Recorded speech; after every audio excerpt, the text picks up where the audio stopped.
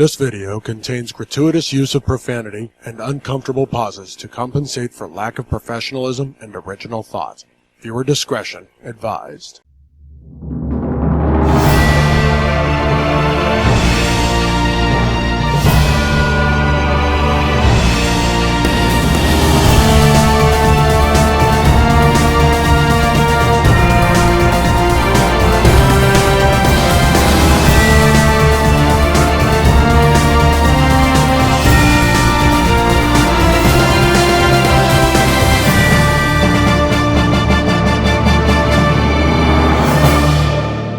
Live from the funeral pyre of Victor Creed, where the best there is, the best there was, and the best there ever will be, Wolverine finally killed this son of a bitch again.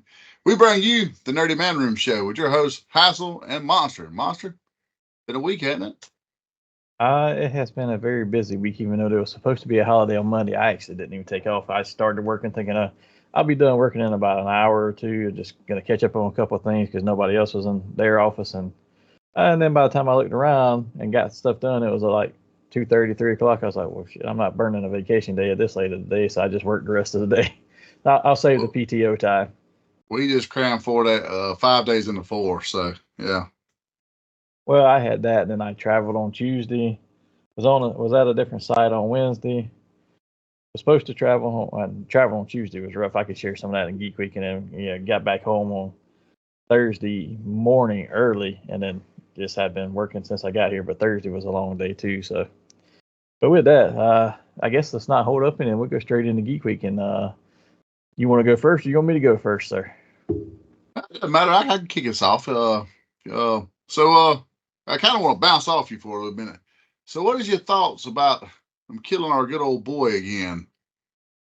So, if those who haven't seen it yet, Wolverine hacks into fucking pieces with Moser or blade or whatever you want to call it.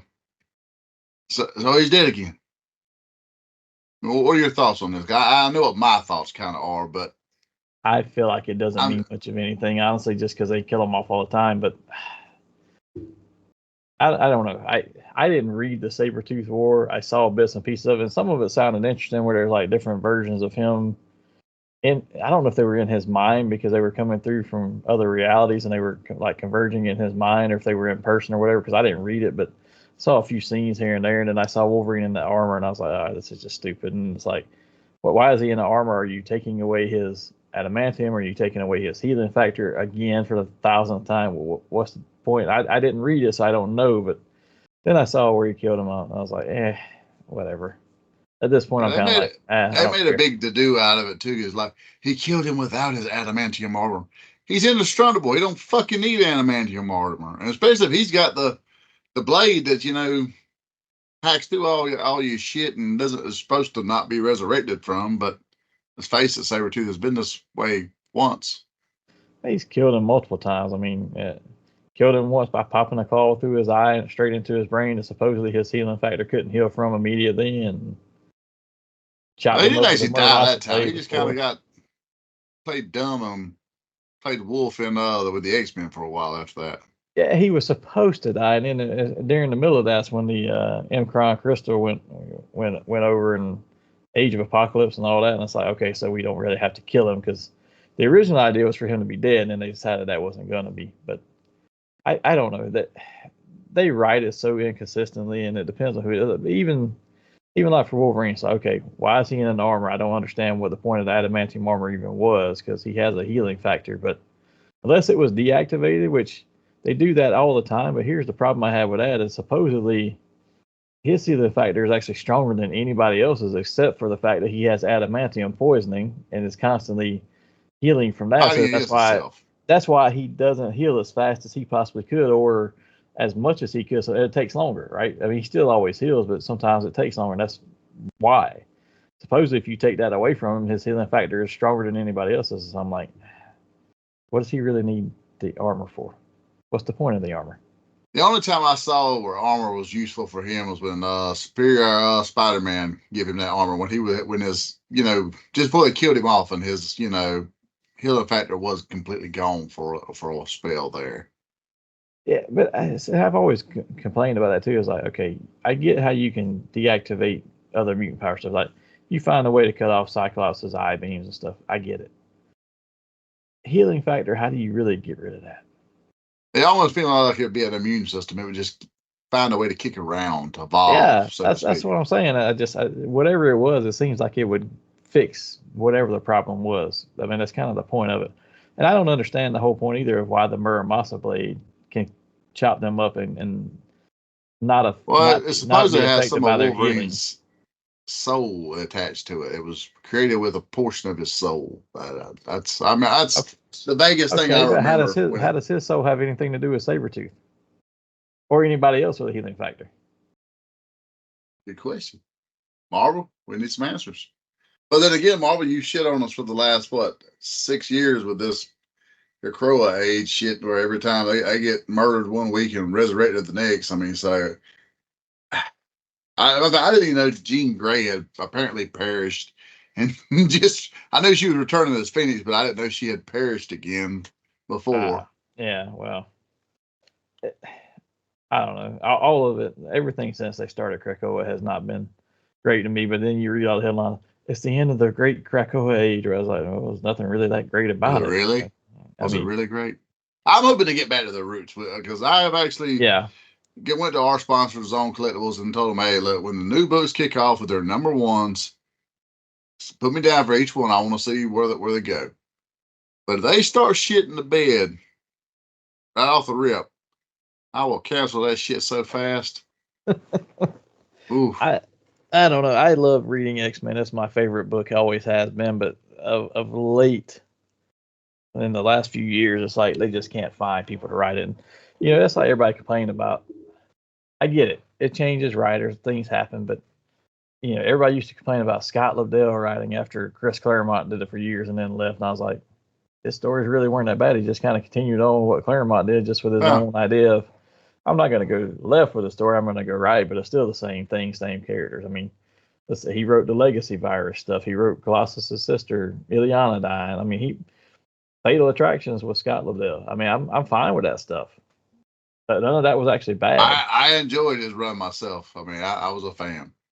I mean, and then you had somebody come in like Grant Morrison. I didn't like his stuff because I just didn't like his writing anyway.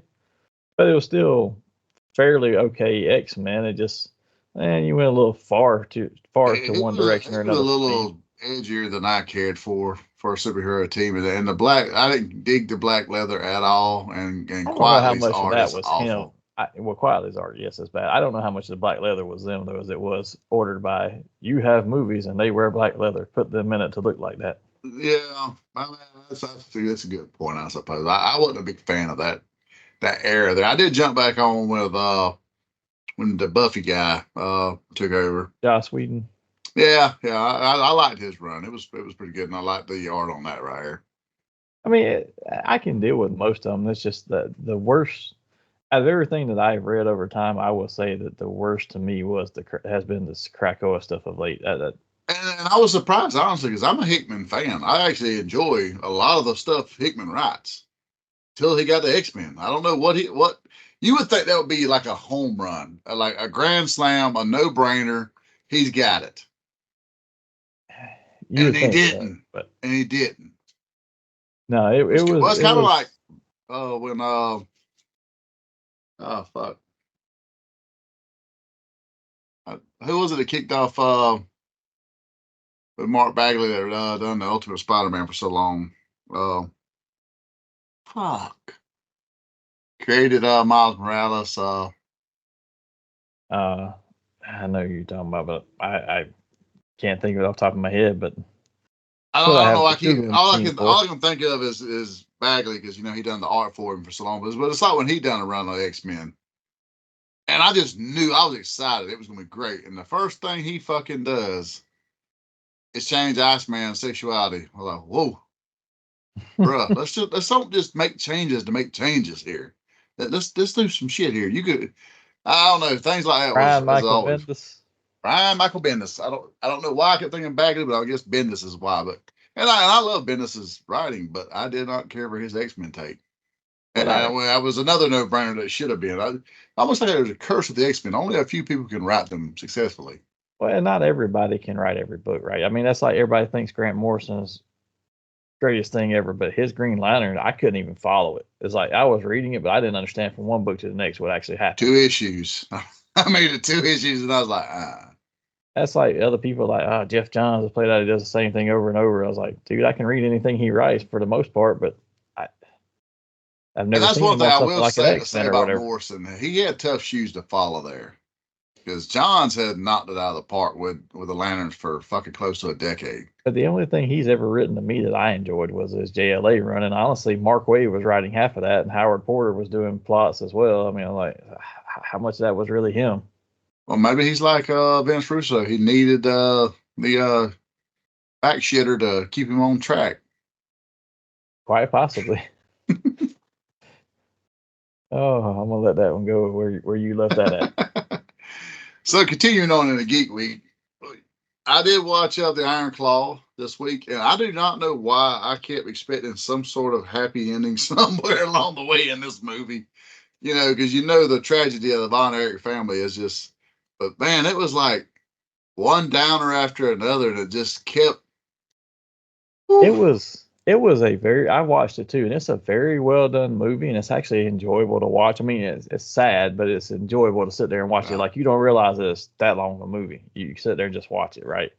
However, there's a lot of time skip. There's a lot of stuff just completely skipped over in that movie. I'm like, man, they just left out a ton of stuff that would really tell some more backstory. I mean, there's one son who's not even included in the movie.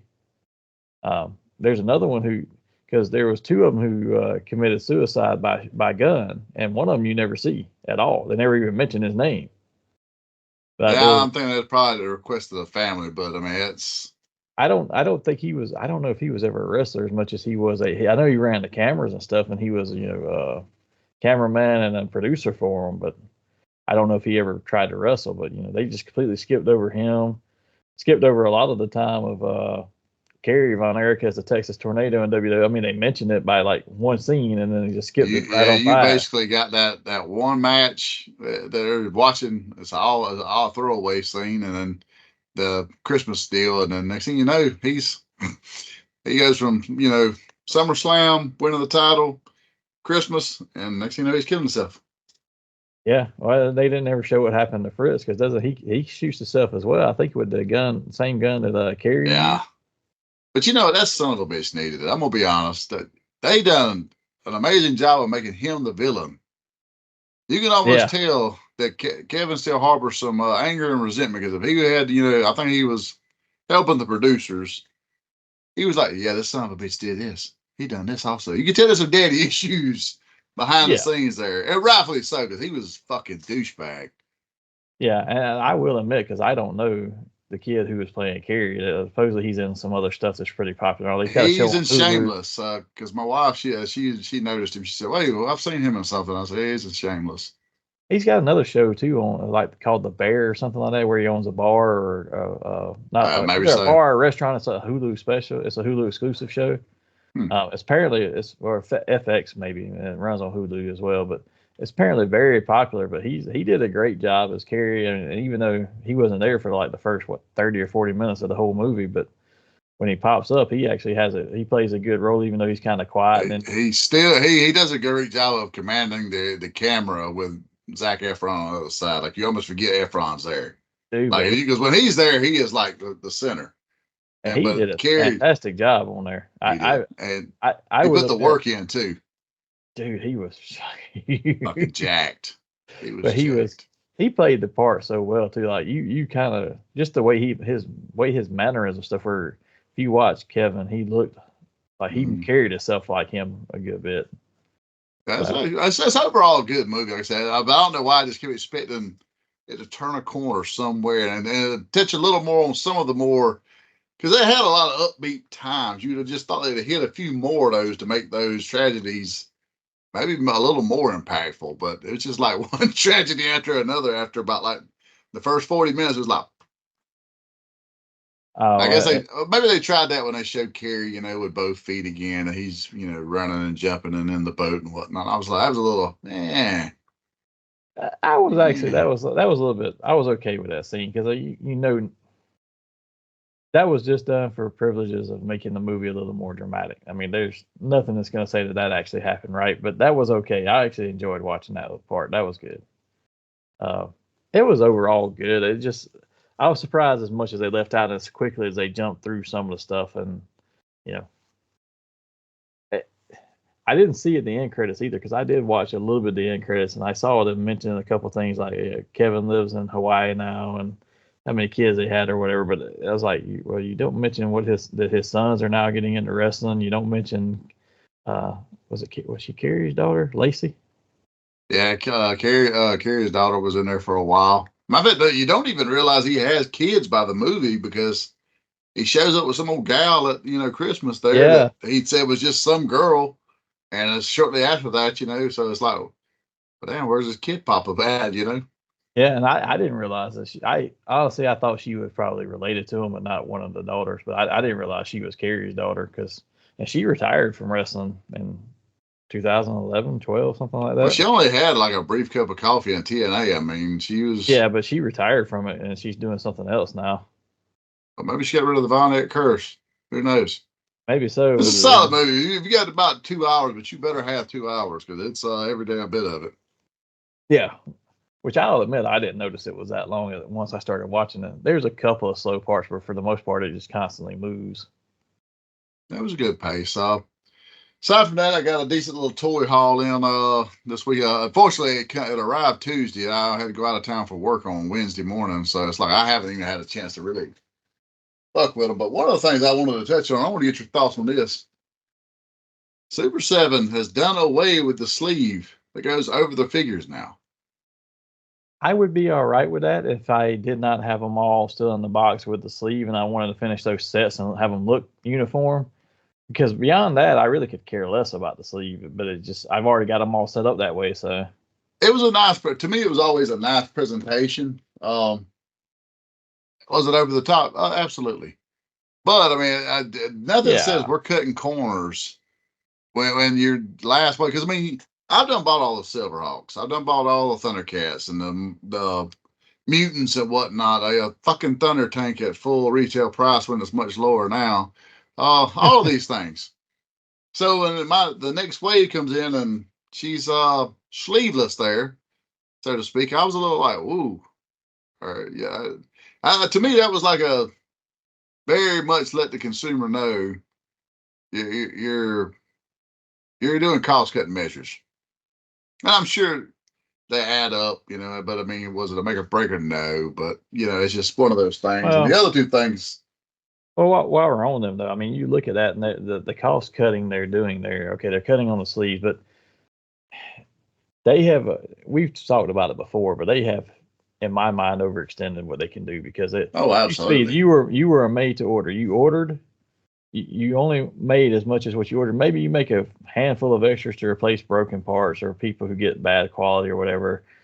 But now you look and they're always on sale on Entertainment Earth for, okay, yeah, we've got Flint on sale for $20 because nobody's buying it. That's where I bought the majority of my Ninja Turtles from. Entertainment Earth and Big Bad Toy Store. When they hit like $29, it's like, okay, I'll do it.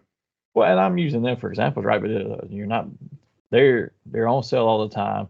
Now that they are mass marketing, they're putting them in the Walmarts, they're putting them in the Best Buy, and you go in there, and they're not selling in there either, because you can go online and find deals on them on their stores as well. And then I saw for Memorial Day, it's like 23% off everything in stock. 23% off everything in stock, and I'm like, why does Super 7 have anything in stock? Because you're a made-to-order company. Other than Reaction, why would you have anything in stock? And there's Ultimates in stocks. Like, why are you stocking them? Because that's not what your original. Maybe they should be talking to their inventory controls person or their projects manager who's projecting these sales, and they're not following through with them. Something's not adding up. The math's not mathing. Well, and then you got stuff where they make a wave of stuff and it doesn't sell. Like that wave of Power Rangers that they canceled everything except for the White Ranger. The Zord didn't sell. The Madame Woe, who was actually a fairly popular little villain they had for a one episode villain, didn't sell enough to make them. They canceled a few other lines. Well, let's be honest, $60 figures are hard to sell in this day and age. I mean, okay, Were we buying the fuck out of some $60 figures a few years ago? Yes. And it's not that, the desire for them is waned, but just in the economy the way it is, people starting to make decisions. And I'm sure $60 figures are where, because, two people go to McDonald's now, and it's fucking $30-$40 for two people to eat McDonald's. So, you start, that's $60, that's no longer even a nice meal somewhere. No, and honestly, people are seeing that, and their collecting habits are changing. Even for me, so case in point, just a word aside, I went on cruise and stuff, and it was fun to go have an experience and do something. I'm looking around now, and I'm like, man, I want to collect some of my stuff, but I'm also like, I'm not going to buy any more of that. I'm going to stick to just buying this because I would rather go have some more of those experiences now and spend the money on that because that's getting more expensive. So.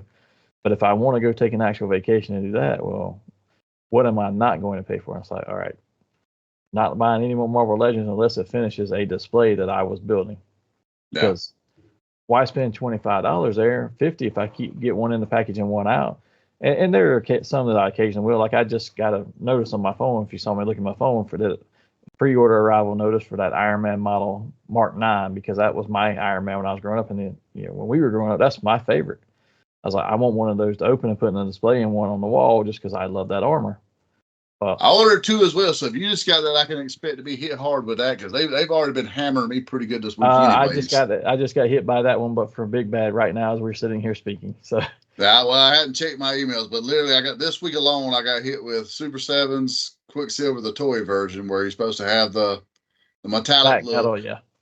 Yeah, I had 2 cables hit me because I want to keep one in the box, and I wanted that. See, I passed those over.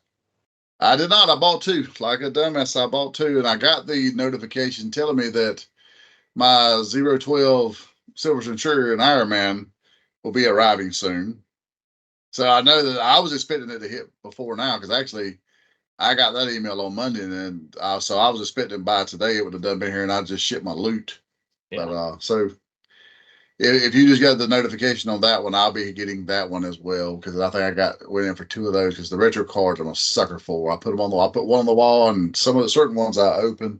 That's one I want to open. But I looked at other stuff that was coming out. I'm like, I'm not buying that. I'm not buying that. Oh, I've been getting the He-Man figures, and I know you're fixing to pull some of those out to share with us. But I've been getting those and getting all the Masters team and putting them on the wall just in the package. So I'm buying just one of each of those. But I was like, unless it's a favorite at this point, I may not get any more of those. And hell, I looked at even my Power Rangers, like the Lightning Collection. They're not going to do them anymore. Playmates is doing the Power Ranger stuff. I won't finish half the teams. I'm like, is it worth keeping these, or is it worth going and selling these and putting that money towards more experiences of, we can go on an actual vacation and go out of town and do this now because I'm not spending money on that. You have to make a choice. And I'm just using that for an example, but you have to make a choice, right? It's not that I am hurting to pay my bills and stuff, but it's one of those of, okay, do I want to go? No, but frivolous spending, people are being a little more smart about it nowadays. Do I want to go spend $120 a night to stay in a hotel and have fun and go out and do something with the family, or do I want to spend $120 on 3 figures? Which is about what, if I buy 2 Super 7, I'm at 55 a piece, so I'm almost at 120 right there. You can buy a whole wave of Playmates. Not Playmates themselves, but Playmates Ninja Turtle line for $55. And if I was looking at that today, because I got the email from Big Bad Toy Store where they were really hyping the hell out of these old ass, tired ass Ninja Turtle figures from 35 years ago. They were selling waves of them, and I pre-ordered now, and I was like, you can get a wave of 4 for $55. That's the price of 1 Super Set. And don't get me wrong, the quality now is apples and oranges, and details, so forth and so on. And that's figure that's been printed over and over and over. But that's still roughly what, $12 a figure or so. And there's reasons to buy those. I mean, if you want those just for the purely nostalgia, this is what I had as a kid. Like I've been buying the McFarlane Superpowers figures, and I'll continue getting them because they're putting out those, and they're $10 a piece, and I can get a bunch of them for $10, $11, and if I wanted to, I've got them in the package, but if I wanted to open them, I could actually open them and set them in the same display shelf as my Superpowers that I had from 1984 and 85 and stuff. But I might not put them on the same level, like maybe stand them down on one riser versus on another one, just so because they're just slightly taller than the others. It's enough to be noticeable if if you stand Blue Beetle next to the Flash from 1980s, he's slightly taller. Okay, so I'll stand him down a different level. You won't notice it, but standing next to each other, yeah, you'd see it in a heartbeat. Sleight of hand, baby. Sleight of hand. They used to make certain actors stand on milk crates. I've seen baseball players do this. Well, I mean, but $10 a piece for a figure, I'll buy those and continue to collect them as they come out. But it's not it's not $25. I mean, hell, this. Yeah, I probably really need to look through my big bad pre-orders and start making a few choices myself. Because I'm bad about it. I'll say two. Yeah, I do the same thing first, but I went through and said, okay, G.I. Joes, I'm fine with doing those the way I've been doing them because I love those and I want all of them, and I will stick to the way I've been doing, which I'll be honest is 2 of all of them.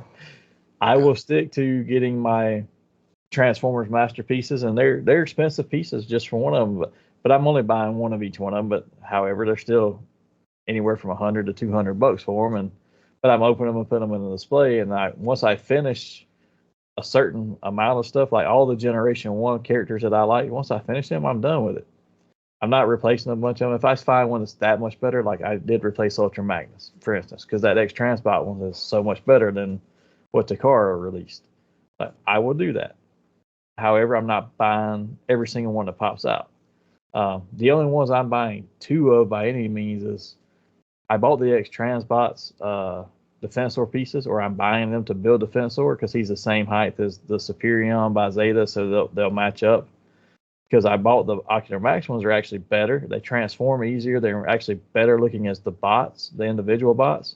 And you can combine them, but he's going to be about 2 or 3 inches shorter than Superion. I'm like, no, I need them to match up. So I'm buying each of those, one to have because Defensor is my favorite of the combined. I want one of all the characters separate and then one combined. But that's the only one I'm buying 2 of. But I looked at my pre-orders and I'm like, I've got maybe 5, 6, somewhere in that range of Transformers orders. So yeah, that's the expensive ones they're ordered. I've got all the G.I. Joes. Everything else, McFarlane stuff, I canceled that whole wave of that JLA one with the Electric Superman, all that stuff, especially after I heard Mafex is going to potentially do an Electric Superman. I'm like, good, because I was...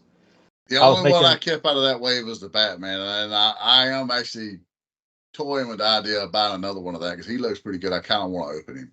I've seen him in a lot of places, but they've been back ordered so many times they're not showing up. They keep charging my card because it's a Target pre-order, and they charge you every week for the... So I was like, I'm tired of doing that. They're not showing up. They keep pushing the date back. It still has not arrived. I'm like, I'm just canceling them. And McFarlane stuff is not good enough to continuously get anyway, except for his Superpowers figures. I was like, G.I. Joe, Superpowers because it's cheap, Transformers, and then the rest of it's like, if I haven't already paid for it on the pre-order, I'm not pre-ordering it. A Marvel Legend that might fit into a display, maybe.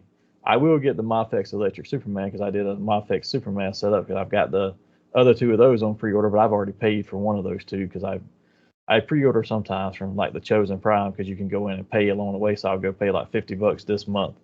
Next month another 50. So by the time it comes out, I don't have to drop $100 at one time. See, dude, this is lessons in smart collecting. However, I do the pre-orders where you just pay when it hits, and it all hits at one fucking time. And then me and my credit card are looking at one another like, "Hey, stupid, what are you doing?" Well, you got to plan which ones those are too, right? So like, I ordered those 2 Iron Men from Big Bad. So I know it's going to hit me all at one time. If I'd have done that on Chosen Prime, paid for one now and one later, but they're charging me an extra $1 or 2 because they're not a big enough retailer. They've got to make their money somehow because they're paying almost the same price we are. So I was like, all right, I'll save the money and buy them at Big Bad because I know they're getting them for cheaper, and I can pay for them all at once for cheaper. But with like my Mafex was $100, I'm like, I'm gonna buy that, and it's the same price as what Big Bad has. So I was like, I'll buy it over here, and I'll go ahead and pay a little bit at a time on it, so I don't have to chunk it all out at one time. It's kind of like that reel I seen the other day of this guy. He was sitting in his man room, kind of like we are right now, and he's sitting there smiling. It's about a collector's life, and he's sitting there smiling. And by the time it was like, it started popping up all these PayPal, Affirm, credit card, pre-orders. It was like a pre-order collector's life. And he's getting sadder by the minute. It's like, oh, he's doing that. I was like, oh, brother, I feel your struggle. But I just looked at it and I was like, honestly, it's like, okay, I don't mind paying for the stuff I want.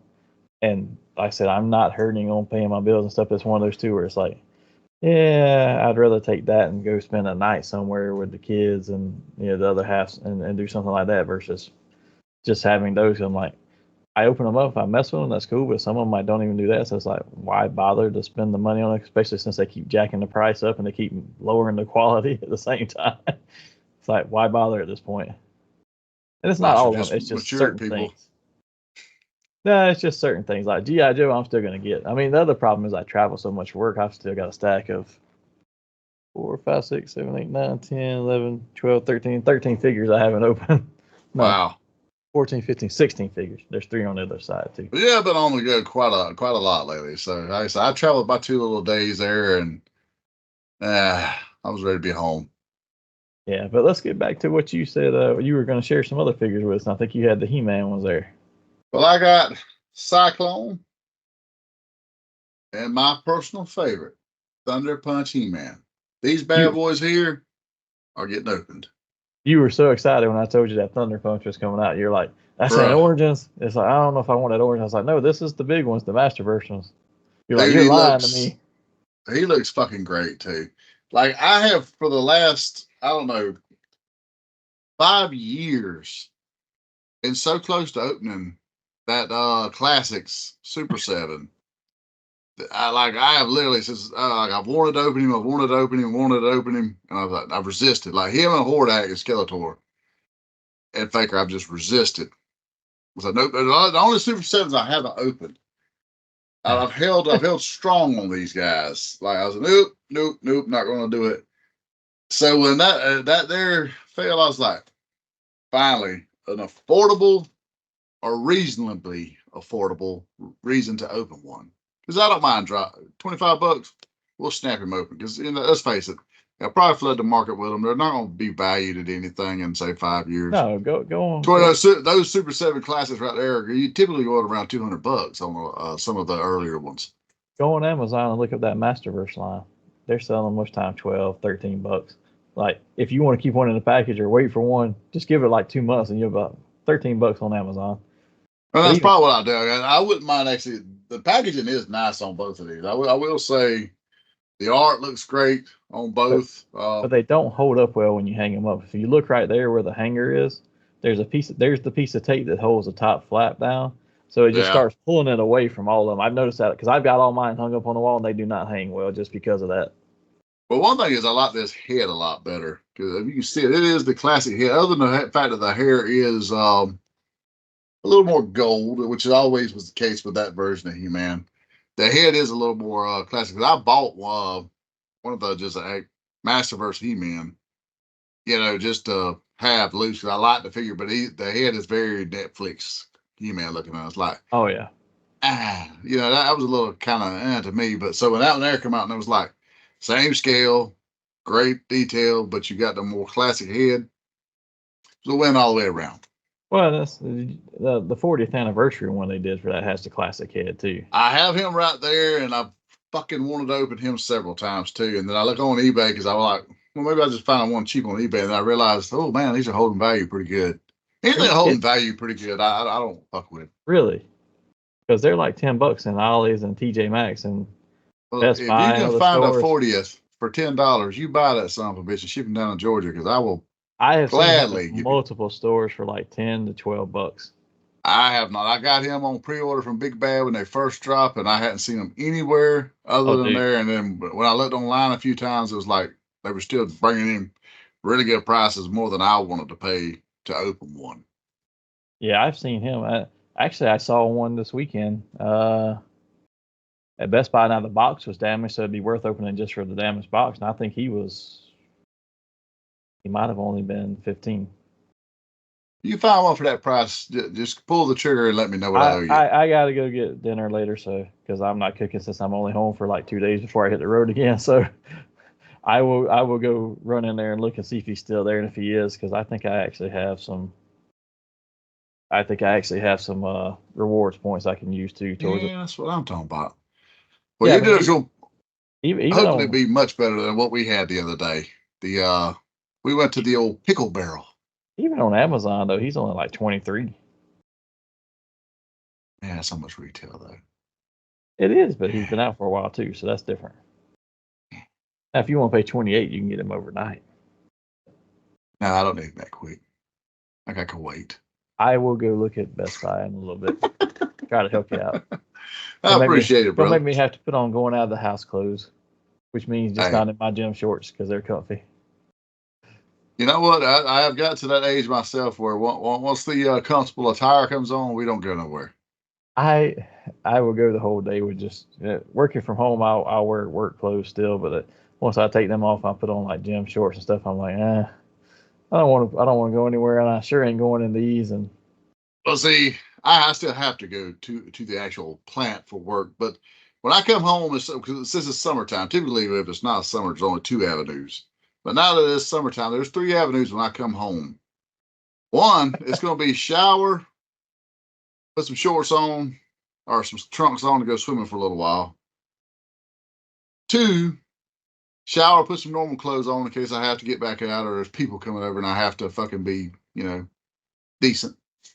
Or 3, which is my favorite usually, other than the swimming, because I usually have an adult beverage while I swim, is the old comfy clothes.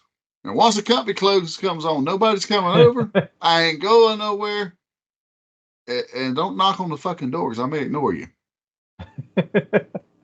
I can't blame you. I do the same thing. Kind of like the, what was that movie, Extract, where he kept trying to get home and the wife would be tying the pants. Tell me what he knew once the pants were tied, it was over.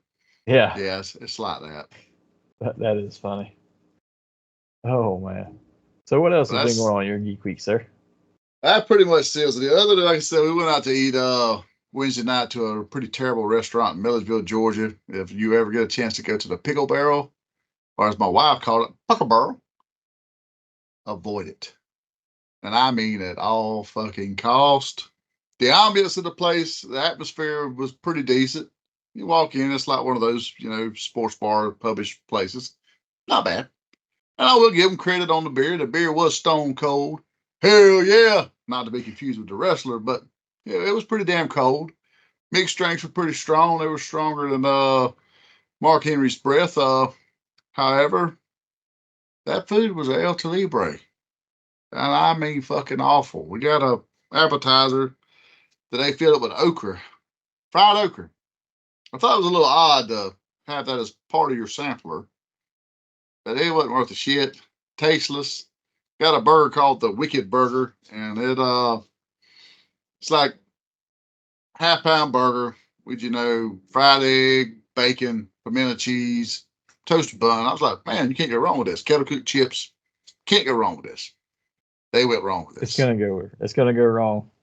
It was just this mess of a burger. It was grease fucking coming out of it everywhere. I had to when I had to eat a burger with a knife and fork. Ooh. I'm all right doing that. I don't mind that because if I go to Red Robin, their burgers are great, but I'm like, it's too big to fucking open and put in my mouth and stuff. My mouth ain't open. So I will be in Dallas Fort Worth area this week for work, and it's they have a place that some of the folks from work like to go to. I can't remember if it's called the Heart Attack or Heartache. It's one of the two, but it's one of those barbecue places that you go to, and it's like they sell the meat by the pound when you get in there. It's like, oh wow, you pay when you go to pay. It's like, how much does your plate weigh? It's not, what do you want us? Get what you want. You pay by how much the plate weighs. It's like, oh shit. You know what? I will say that was the highlight of my travel trip, as I was able to hit Buc-ee's on the way home. And even though I was I've been trying to remain vigilant with my low carb journey, and I've done well. I've lost 40 pounds since February. Had them on back. But I busted Buc-ee's wide open. No lie. I got that 3-meat sandwich giggity. That son of a bitch was off the chain. Woo. Man, I still do not see everybody's attraction to it. It's still a gas station. It's still gas station food. Bro, man. You walk in there and you smell that barbecue, and this is like.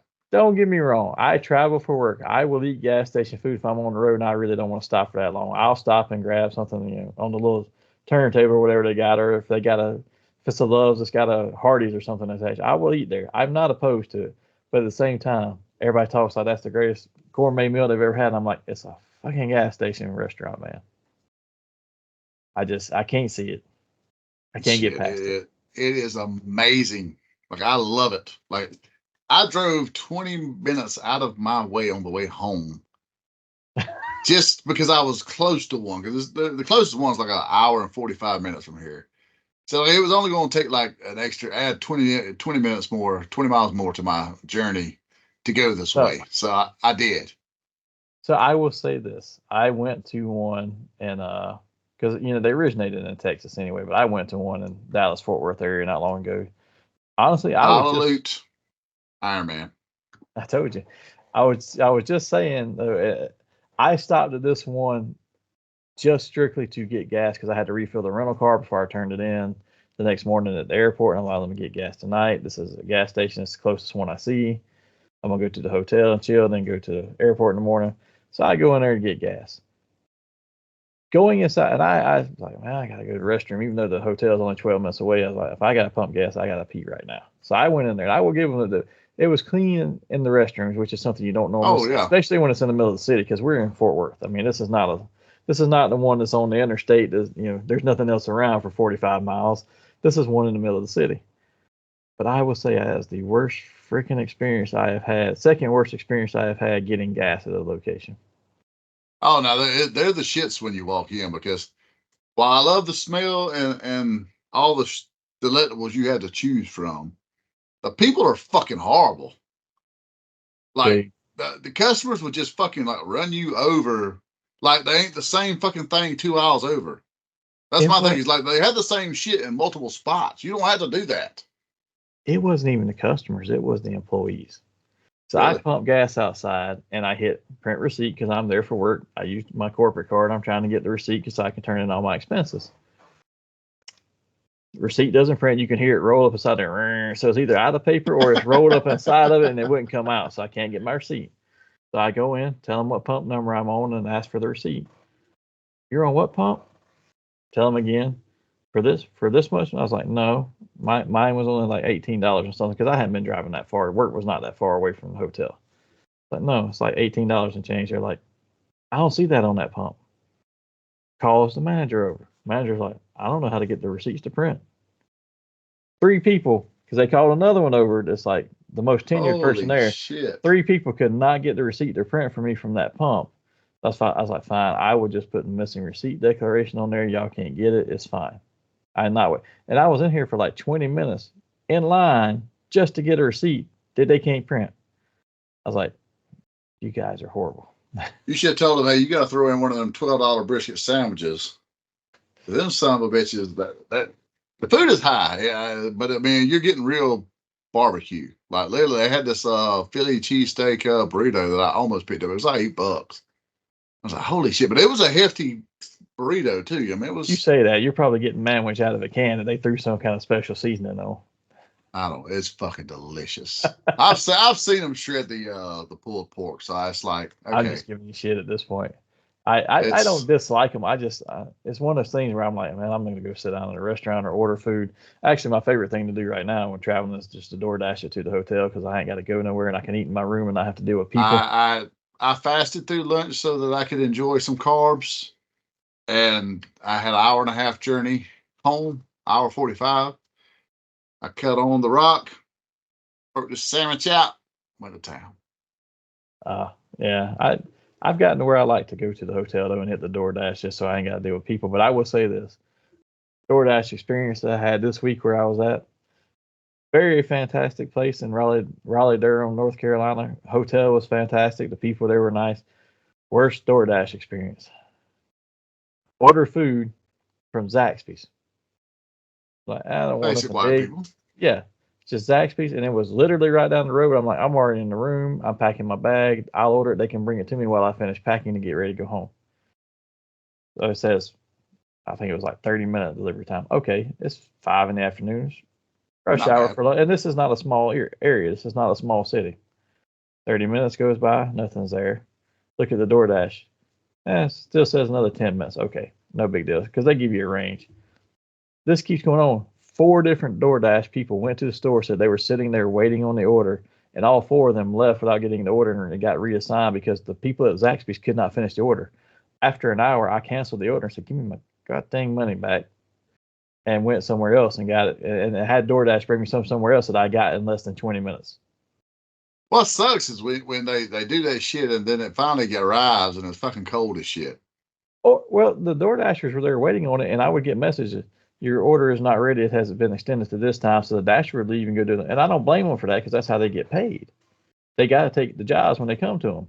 But it's like, why did it take 4 Door Dashers and you to send me multiple texts to tell me something late? And they wouldn't tell me it was late for like 10 minutes. And it would be like, after the time it said it was going to 10, 15 minutes go by, then they would extend the time to like another time and another time. It was like, after an hour, I was like, screw you guys. I'm going home. The worst I had like that was like at our local KFC. I went through the drive-through, pulled up there, paid. Now, once you pay, you're at their mercy. You know what I'm saying? You're pretty well going to stick it out. Well, they asked me, could you please pull forward and we'll bring it out to you? Absolutely, baby. No problem. Well, there's already one vehicle there, so I have to kind of pull off to the side there. Yeah. 30 minutes rolls by. And you know me, I'm not a patient person. About 15 minutes into this 30, I'm starting to get a little heavy breathing, because rocking back and forth. Might have channeled your granny a few times. I was starting to get a little upset there. And finally I walk inside. I'm like, what the fuck? And I walk in there and I'm like, did y'all just fucking forget about me or what? Oh, no, sir, your food's not ready. I said, what do you mean my food's not ready? I said, give my money back. By the time I started shuffling through bags, oh, here it is. Bitch. You are called fast food. It does not take you 30 minutes No. to heat up the food that's already cooked. And it was colder. I mean, it was ice cold or stone cold by the time I got it home. It was fucking brutal. And I lived just 5 minutes from KFC.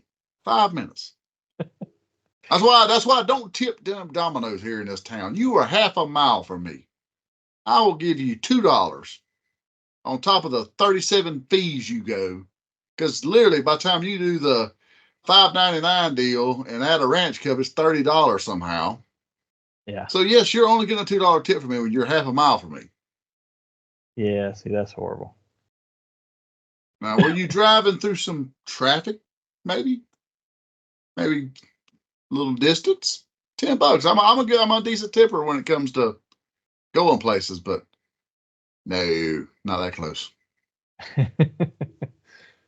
Oh man, we have digressed very far from Geek Week, but it was an interesting Yeah, we got off the conversation. beaten path. People, we I apologize. honestly, I don't know if you had anything else, but I honestly don't have much for Geek Week because we No, covered that was the last the of my Iron journey. Claw, and I have been traveling for work, so I watched the Iron Claw, and I was read a few comics, but nothing that was standing out memorable. So I'm kind of at a loss as well. But I know have started trying to read the Weapon X-Men. It's enjoyable so far. I passed on that one. It just didn't catch my interest. But while we're here, since we're doing Geek Week, and we don't necessarily have a focus topic this week because we were, again, between travel for both of us and everything else, we kind of had to put off the show we were going to do this time until we could prepare a little bit better. But there was some new stuff you wanted to go over, so let's touch on that as part of our Geek Week before we wind up and go to Nerd Out here. So, what's some of the stuff you wanted to cover in the news? I think the most specific thing you sent to me was the G.I. Joe, which was the supposed leaks. I think the majority of the figures, I mean, we've seen kind of discussed before, rumored, but the version 2 Storm Shadow, that was new. I had not seen that. And the retro card Cobra Commander that's rumored to be the Baghead one. They had already mentioned that a few weeks ago. They said it was there was a retro card Cobra Commander. They didn't say which Cobra Commander version it was. There was speculation: was it going to be the Deke animation one, or was it all armor, or was it going to be the bagged or the hooded head? Well, actually, it's rumored to be both. That's what there was. I mean, they done the Slaughters Marauder Slaughter. I mean, we'd already seen that with the I mean, everybody was speculating was that fan or whatever, but you think it was just leaked fifth.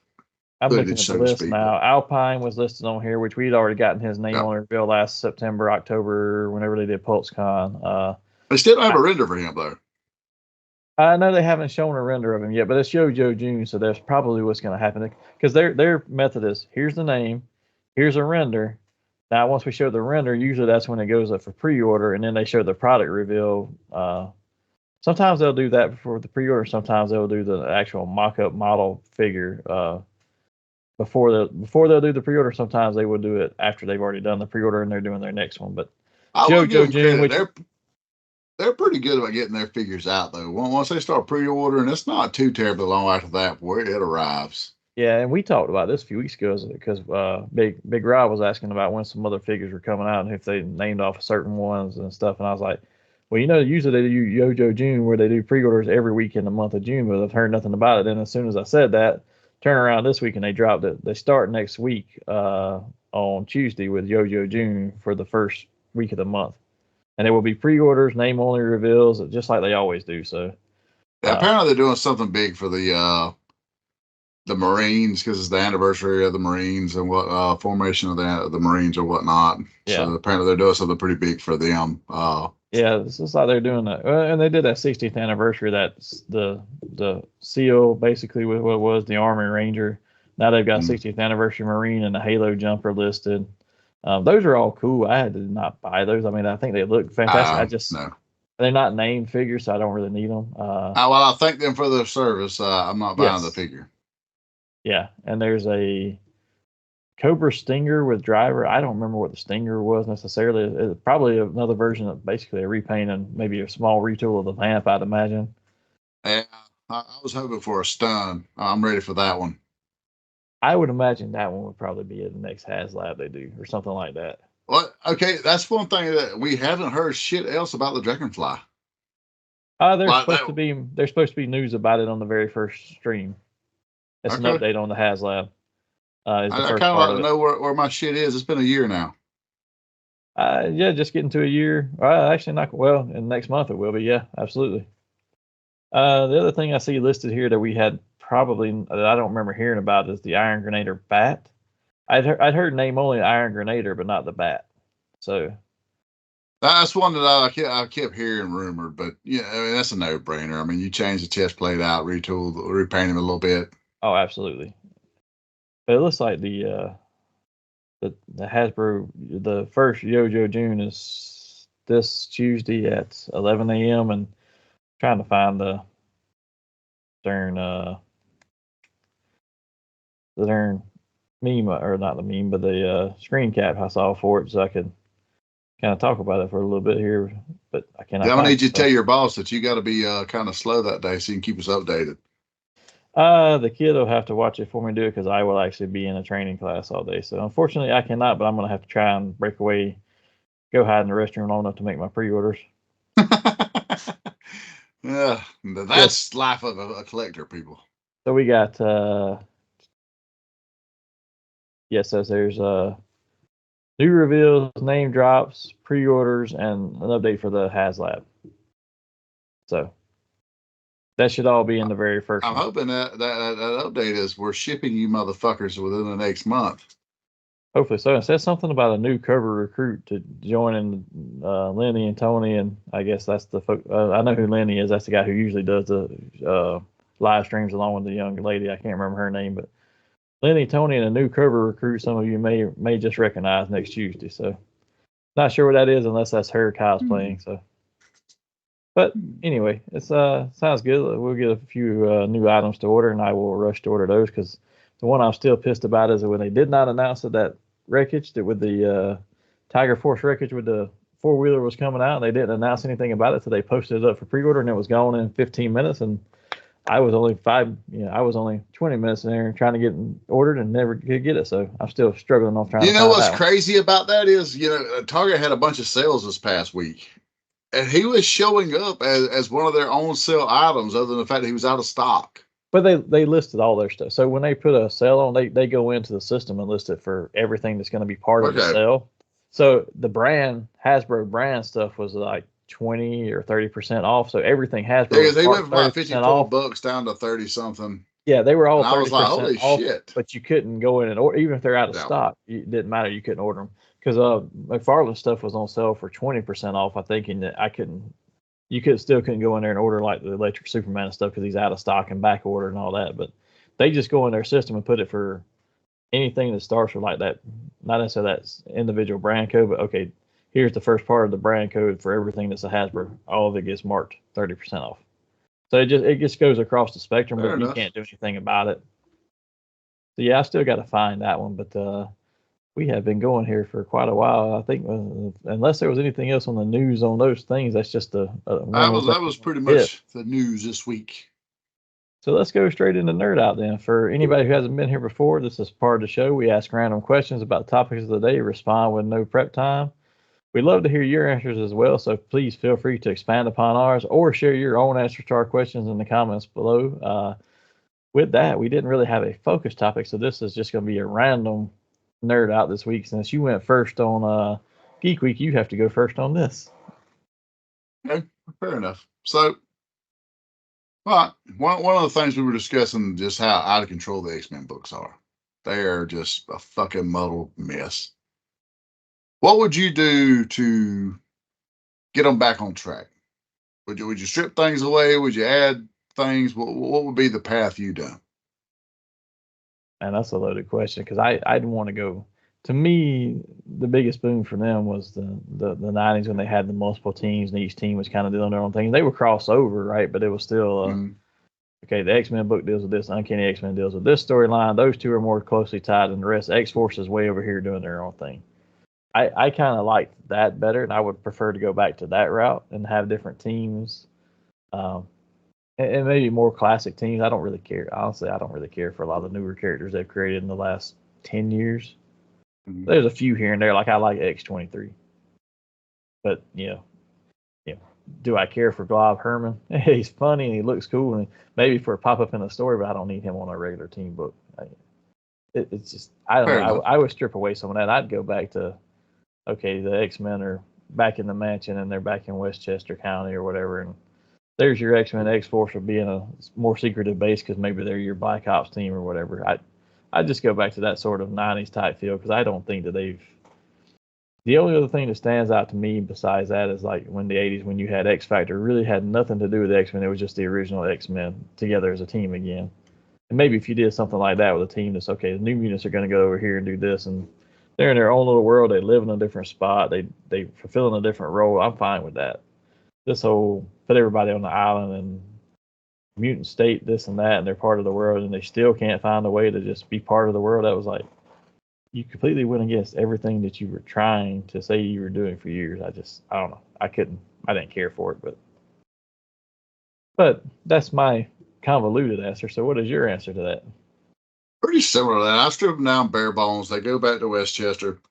They're in the mansion. I'd break them down to 3 titles. And that's basically X-Men and Uncanny, which is your blue and gold. One title's blue, one title's gold. Maybe the occasional crossover. Everybody kind of comes together for whatnot, And while I would have the cameos of some of the newer, characters that they've incorporated, because it's a school for mutants, so they're going to be there. I wouldn't be focused on them a whole hell of a lot, not because you don't need to build new characters, but just because some of those have been shoved down your throat and made into Omega level mutants when they shouldn't be. I would completely do away with this fucking resurrection shit. You die, you're fucking done for.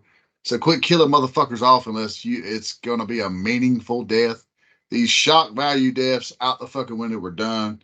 We humble Charles Xavier to the point where he's actually a hero again and not just some corporate piece of shit, which is what he's kind of come off as the last, decade or so. Since you're on him, do you not realize what they've done with him now?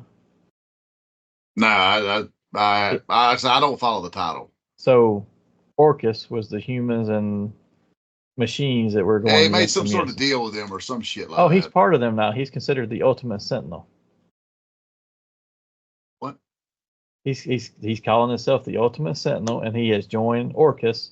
And the school is no longer the school. His mansion is now Orcus's headquarters since they blew up their satellite headquarters and stuff. Now, I don't know what that means for the machines because the humans didn't realize the machines, the Nimrod and the Mega Sentinels and stuff, were using them to create the more AI specific world that they wanted. And they were going to kill off the humans and the mutants. And the humans were like, well, let's kill the mutants with you. And then they're like, wait a minute, you want to kill us too? That's not part of this deal. Well, if you kill the humans, they can't become breed to make more mutants. Yeah, well, that was their plan. And then Xavier has completely joined them and like shut out all the X-Men or he tried to convince Cyclops in the last book I read to join him, would join an Orcus, and Cyclops is like, so you're in charge, you get to decide who lives and dies, and you want us to just, he's like, you're not fighting for a dream anymore, you're just doing this to save your own ass, and no, you're on your own. Yeah, I'm not a fan of that at all. I don't like that. No. That's stupid. See, I'm not a big. I like character development, but that's just destroying 80 years of There's a lineage difference right between character development and a complete 180 on a character. Yeah, that's no, that'd be like that's beyond Magneto being redeemed. So, and yes, I know I'm using a wrestling character's persona, but that's like saying CM Punk, whose big deal is, no drugs, no alcohol, none of this, right? He comes out with Stone Cold edge. drinking Steve Weisers. No, he's straight edge, but then he gets fired next month for an overdose on crack or something. I mean, it's like, really? Yeah, I'm not a fan of that. Mike Xavier, he doesn't do that shit. He will be humbled, and he would do a redemption arc. We'd have a redemption arc with him, and I'm sure that's probably what they have in mind, is at some point he's going to be Cassandra's tampered with his mind or some shit. That'll be their chicken shit way out of it. But my third title would be X Factor. I would do away with X-Force completely, because I just think that it got too far out of control with all the Black Ops killing. And that part, yes. When heroes start killing, they're no longer heroes. I mean, it's different with your military that, they're on missions and they're saving the world type deal. But with superheroes, you're supposed to be able to solve it with your powers and punches. I like them better as considered as a strike force versus a Black Ops. When they were a strike force, they're still trying to just defeat the villains, but they're taking a more hard hitting approach to it versus, Black Ops, we just go in there and kill you just because you disagree with us. At the worst, they had the Batman approach where, we broke about half his bones with his body. He still breathes to see the next day. Yeah. To where they were just sniping motherfuckers. So I do away with that, and I have X Factor, and I do have Havoc, Lorna, and I think I would put maybe Multiple Man and Forge with them, and then maybe some of the newer characters with them. Because yes, Cyclops has had his time in the sun as far as molding the next generation. Let's give Alex a chance to kind of take on a few new students and mold them up with a different Summers approach. That could be interesting. So, what do you have, Monster? So, we talked about G.I. Joe for a little bit right there at the end, and I've seen the Robin Toy is coming out with a multi-purpose vehicle where you can supposedly change the attachment side that you want. The bridge layer, they're scaled for the 6-inch figure. I don't know what the price is yet because they haven't said that, but there's, it's the bridge layer, it's the Mobat tank, it's a missile launcher. They're going to do a Cobra version with different black and red. Yeah, and it's got a different type of more sci-fi type guns versus what the normal Mobat tank has. But for them to be doing that as a third party, and then I've seen Fans Hobby is doing a third party Skyhawk, which was a little singular person flying thing they had. Do you remember that one? I do. So they're doing that as Fans Hobby, and they're just going to fit the classified lines. I'm fine with third parties doing those. My question is, though, if the third party was to come out with, you could pick any one vehicle for them to come out with, what would you pick, and what would you pay for it? Well, I've seen what you're talking about, at least with the Ramen toy ones, and I will say they look pretty good in the renders. That Fans Hobby Skyhawk actually looks better than Ramen Toy stuff right now. See, I hadn't seen that one there. But they're a more reputable company, and they do a lot of Transformers third party. They are more reputable because Ramen is, let's face it. But anyways, you can tell Ramen only had a Storm Shadow figure to it's because they was even with the Joe stuff. But oh man, that's a good question. If you were going low end vehicle, I'd like to see that Joe helicopter that was the Locust. It was around the early 90s because it was like a green and gold helicopter with like a blue front. I always thought it was really cool looking to me. And I would probably drop maybe $80 on something like that because it is a single person vehicle.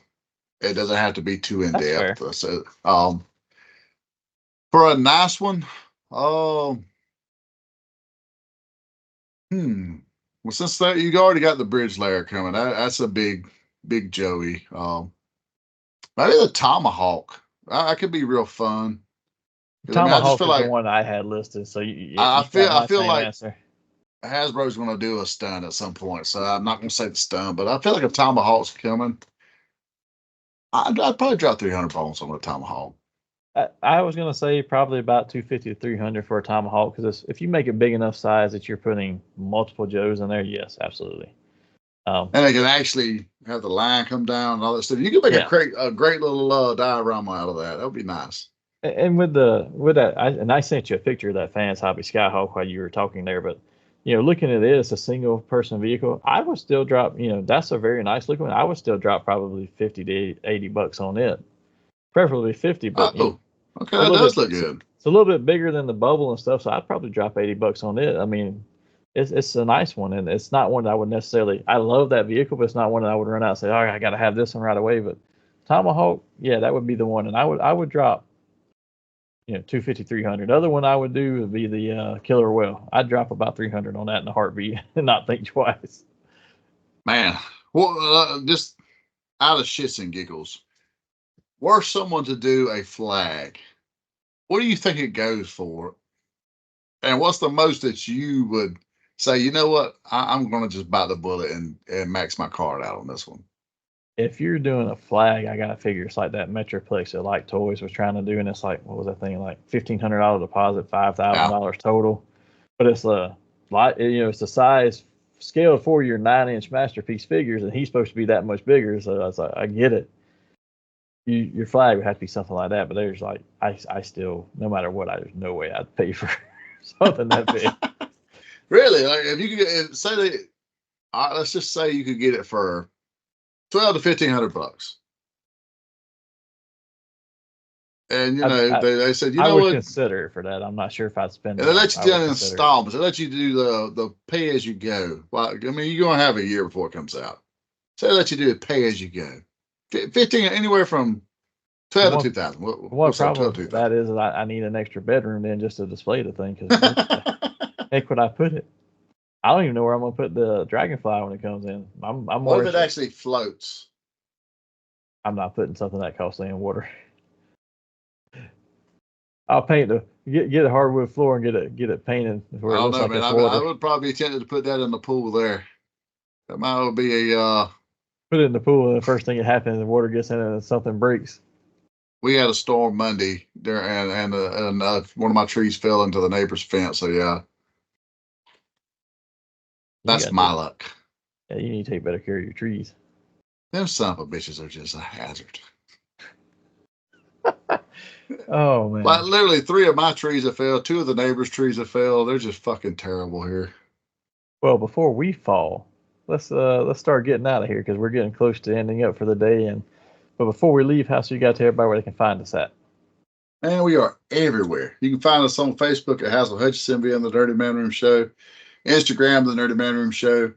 TikTok, the.nerdy.manroom. You can find us on X, Nerdy MR Show. You can find us on Geek Network Podcast Syndicate via Geek Network, as well as Spotlight Media with Roku and Fire TV. And don't forget, while you're checking us out, go check on our extended Nerdy Manroom family member, Big Rob. You can find him on his channel, Big Rob's House of Entertainment and No Chinese Food. No Chinese Food. He does great unboxings, toy hunts, and Canon film reviews occasionally after Hassel annoys him enough to do the next one. I'm going to have to get my stick and poke him a few more times. But after you go visit Big Rob and you've checked out all of our stuff, make sure you go check out our sponsors. We want to give a big thank you to them, These Zone Collectibles. You can find them on the internet at thesezonecollectibles@gmail.com and on Facebook at These Zone Collectibles or in their store at 305 Main Street, Tifton, Georgia. Visit them for all your nerdy needs and help them support the local artist community by supporting their cause of bringing unity through community. Fandoms unite. And he's actually got a Foxfoot Crafts who does a great deal of work for him, and they've done our logo. They actually have a coloring book coming out with your character Zoe, which is the dragon you see on the fun little dragon cool. You see on the logo. They got a coloring book coming out. Excellent. And stick around here in the end credits, you'll see some shout out to some of our friends and some of our other Geek Network family members. Check out their details there, and then come back here next week as you can join us as we take a look at comic conventions. Until then, live nerdy, and remember, it is Yo-Joe June.